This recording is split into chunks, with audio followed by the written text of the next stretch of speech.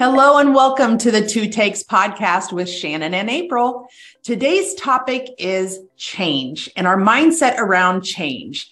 That is a topic that affects everybody. We always are talking about change. And what is your mindset and what do you think about when you think about change? So you're going to have two takes on the topic. April, do you want to kick it off? Sure. So me being the sensationalist that I can be from time to time, change, being able to bring better things, can be big or small, impactful to lots of people or not impactful to lots of people. It completely depends on what it is. The example of change that bringing better things is something that I gave to Shannon earlier, which was my sensationalized version. So I spent over a decade working in healthcare before I came to marketing. And so change for me, I worked in an emergency department. Change being better for me was that I came to a calm office versus a place where I was literally seeing people pass away every day. So I feel like that's a sensationalized version of what change bringing better things is, but it is a version of it nonetheless. And forgive me, I'm looking down because I'm looking at my notes because my memory is horrible. But another change specifically that we did here at Transformation Marketing, and this was a huge mindset change and kind of a fundamental shift from everything we had always done in the past, was changing our structure of how our employees worked and what they worked on.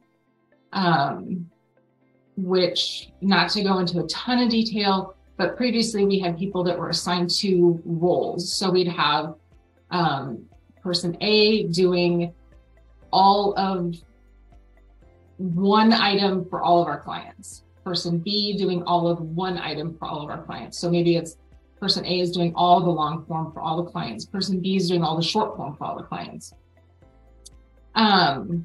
We decided to switch that up to see what would happen, which made it so that instead of each person having their own giant chunk of work that they did for all the clients, each person got a set of clients that they did all the work for. Again, it was a big shift on our end because we weren't used to it, but it did create a lot of additional buy-in from the employees and a lot of ownership, a lot more ownership over their work because they weren't just doing a tiny piece of the puzzle. They were responsible for the entire puzzle, which went from, weekly internal meetings for planning to writing all of the content, short form, long form, ads, whatever it may be, to communicating the results to their clients at the end of every month, having meetings with their clients, calls with their clients, those types of things. So that change, which was fundamental shift for us in terms of how we viewed people and their roles, really worked out in the end. It worked out great. But that's an example of a big change that we made that was very people oriented. Yeah. I think one of the things for 2TAKES is when I hear these examples in particular that April was thinking about are chosen change. And so that's something kind of interesting that when you look at change that happens and we have to adapt, and chosen change could definitely reframe our mindset around how we are going to respond to that, how our emotions happen to that. So April changing jobs, she had the time to weigh out her options and make that chosen choice to change. Much like in that organization, we made a chosen choice to change. projecting out what would come from that. And it did work out. But some of the pleasant surprises that we found along the way was that it engaged our employees more, gave them more ownership, which April mentioned. So I like chosen change, but even in those moments, what I learn is that we still have to be okay to change, make that decision to change. And we see this a lot in business. It's like, well, we've never done that, so we won't, because even that chosen change makes people a little paralyzed with fear because they don't know the outcome. They can maybe guess, but there's a little bit of faith it's going to take just to make that step into doing something different. And so sometimes people ask and go, well, that's great if we choose change, but what happens if change just happens? And how can we adapt our mindset to being more receptive to having change happen? And I would say, like anything, practice it. Practice it. So they're like, okay, well, how do you practice adapting to change? And it's like, include it in your life. And so we look at that going, even the simplest things, how do we go to work? Are we going to even drive a different route?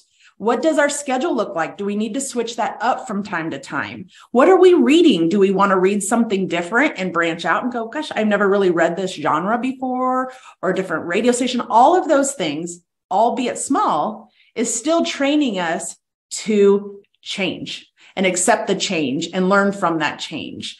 So I just share that because oftentimes the things that are most fearful are the moments of change that we don't get a pick, right?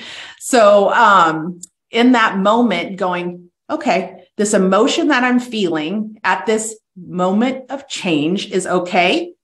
I need to think about it and experience it and then move forward, and giving us that grace in the moment to just take it all in. Mm-hmm. It might mean asking questions. It might mean, like I see April a lot, go, I need to think about that. And me learning too, that I need to give her space to think, because her best thoughts are when she comes back and she's processed them. She's like, okay, well, I thought about this. I processed this. I'm thinking about this, and I have these questions, and it is so much better in that moment. But allowing her to retreat, to think quietly, because surprise, surprise, I'm a talker to think, but just communicating those things with one another. I did see this quote that I did want to share with you. I'm going to look up to read it to you. But when we talk about how we see change, it says, to the fearful, change is threatening because it may make you think things are going to get worse. To the hopeful, it's encouraging because things could get better. To the confident, it is inspiring because challenge exists to always make things better. So it's just a mindset around change.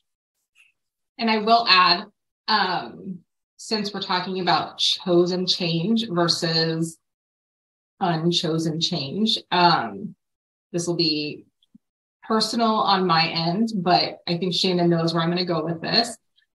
So last year, my husband made a big jump from one job to another job. Super exciting opportunity. Tons of stuff changed organizationally for the new job. And one day the entire department was just let go. As in, we no longer need you. It's, let's see, 2:15. Don't worry, we'll pay you through the end of the day. And he was in a management position, and he had that rug ripped out from under his feet. And I remember him texting me, and I, of course, immediately went up to Shannon's office. And the months that followed that were an intriguing mixture and compilation of all those things that Shannon just read, because there was fear. There was, periods of hopefulness. There were periods of despair. There were periods of all sorts of things, but we didn't stop. we continued to move forward and work through it. And he was eventually, 2 months later, offered a job that he absolutely loves, that he took, that he's at now, that he will, if anyone asks him, he will say, reflecting back on it, that it was a blessing. Not that it didn't leave some little scars down in there. But even when change is not your choice, you can still make the best of it. You can still, I don't want to be trite and say you can still make lemonade from, how is it? Make lemonade from lemons. Is that what it is? That's so simple. It doesn't seem like that's what the saying should be, but it's true. You can either freeze and paralyze and just stop, or you can move forward. And you might move forward fast. You might move forward slow. You might need help moving forward. Like that's where Shannon comes in with a lot of things, is she has that ability to help lead and move people, businesses, leaders, whomever they may be, to get them unstuck and move forward through different things. And sometimes you just need an extra person to get you stuck out of the, or get you unstuck out of the mud. Right. So that last phrase, when you say to the confident, it's inspiring because challenge exists to make things better, right? And we talk about that going, well, what does an outside perspective, like sometimes I'm pretty vulnerable in those moments of change. Admitting fear is kind of hard for people, but sometimes other people have to lend you confidence in the moment until you find your own in this new space. So that's oftentimes what coaching can do is, I know that I've seen these things in you. Let's reflect on moments of change and what came out of them, which April kind of talked about, is those moments. In the moments, you have all of the things happening emotionally and you're trying to rationalize things, but you have to take a moment to reflect. And most often you can go back, go, yeah, okay, well, my feeling about that change today is quite different than that feeling that I had in the moment of change.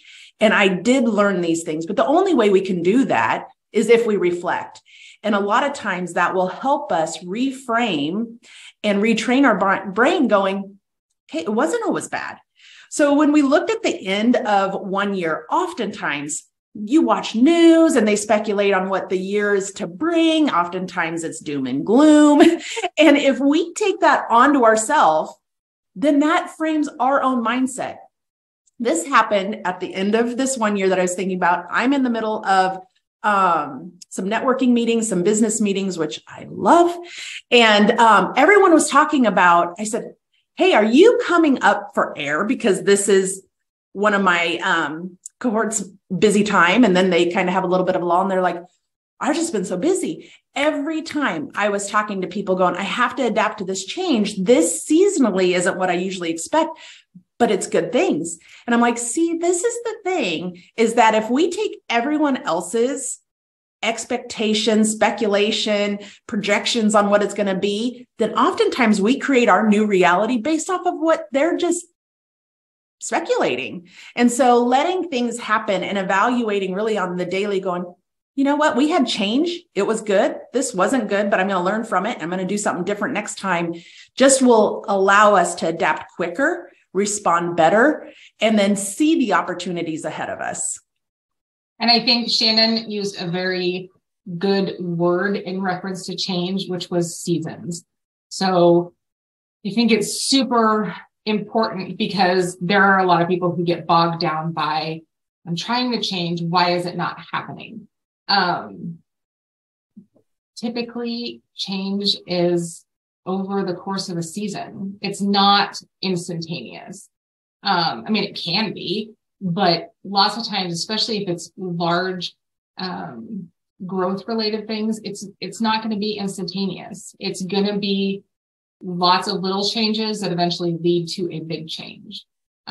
So there's sometimes discouragement that gets in there, which I totally get, that again, having just somebody else who can say, okay, you know, we started here, now we're here, we're going here, to just kind of walk through these little things are happening, we're getting there. But I think all too often, just because we kind of live in this cycle of immediacy, we expect things to just happen. Mm-hmm. And in reality, they don't. And that's difficult to adjust to sometimes. Absolutely. And I couldn't agree more that sometimes big things, most times, are broken into little things. And we have to go, okay, well, I'm not controlling this situation, but what can I control in this? We can control our responses. We can control what we can do to adapt. Maybe we have to learn a new skill set. Maybe we have to think about opportunities different. Like if we're going to look for a different job, what are things that excite us? You know, do we want to do something entirely different? I talked to a gentleman last night and he's like, this is my 4th career change, probably be my last, but he goes, each time I learn something completely different in a new industry. So I think that's pretty exciting that we can take those moments to reframe and explore that. Oftentimes it helps having a good friend or a coach or a counselor or something to help lead you through that, because it can get kind of weedy in that area sometimes. But with that, I would love to hear you guys weigh in on what your mindset to change is. What is a season or an experience you had of change, and what did you learn from it? If you guys could share that, that would be great. It will strengthen our community as we share those with one another. I want to give April a big, big thank you for being transparent about a change that they went through and what they learned from it. And so we can explore this topic in that light. I'm fairly certain that we can come back to this topic in the future as well, because change is something that we can all count on. So I hope that lands you in a good place, gives you something to reflect on and interact with us. And we'll catch you next time, next week at 2TAKES podcast. Bye. Bye.